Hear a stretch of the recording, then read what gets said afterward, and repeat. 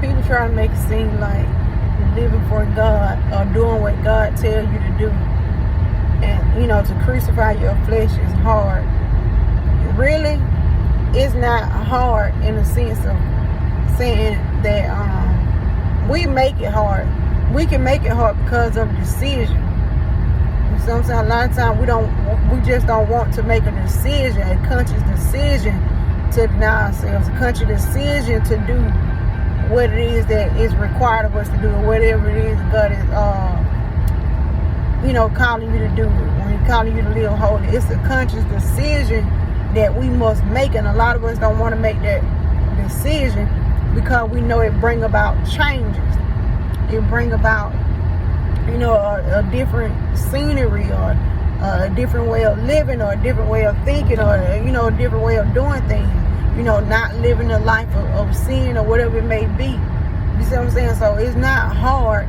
We make it hard because we don't want to make the conscious decision to do so. So all it is that you got to have a well made up mind. That's why in James, I think it's chapter 3 or 4, correct me if I'm wrong, but it says that a double-minded man is unstable in all his ways.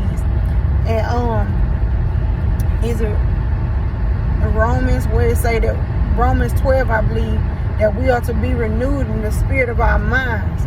So your mind have to be renewed, because that old man, the flesh, it does not want to submit to the ways of God. It don't want to obey God. It don't want to follow God. It don't want to do anything. It don't want to be disciplined. And a lot of times that we struggle with discipline. But we have to make a decision that even though, I feel this way, even though I'm thinking this way, even though my flesh don't want to do this, guess what? I'm going to make my flesh behave.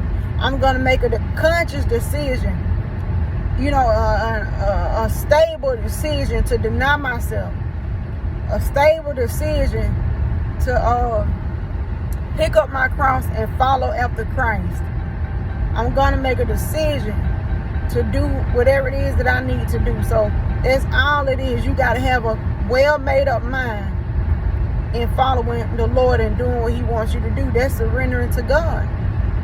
That's surrendering to God. And so in order to be a disciple, you have to be willing to make conscious decisions in doing whatever it is that is being required of you by the Lord. That's the only way you can be a true disciple. That's the only way you can bear the fruit of the Spirit. That's the only way, things will actually change, for the greater good, work out in your favor according to the will of the Lord. So that's it. That's the video.